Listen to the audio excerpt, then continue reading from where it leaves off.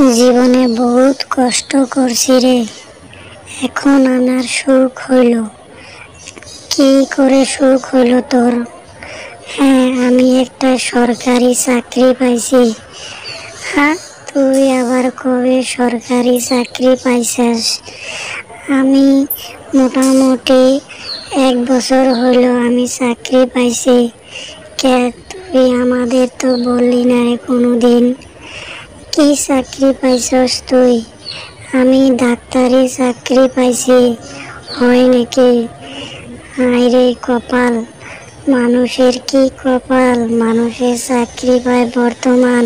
হ্যাঁ, কোনো জায়গায় আমি ঠাঁই পাইলাম না। আমার এখন কি করণীয়?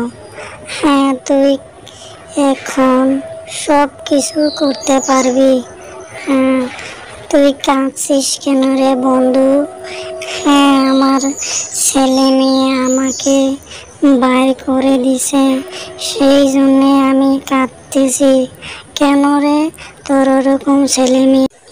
কত জায়গায় ঘুরছি, একটা মানুষও আমাকে টাকা দিল না। ওই বন্ধু, চল তো আমাকে 1 লাখ টাকা নিয়ে দে। কি করবি? একটা আমি দোকান দেব।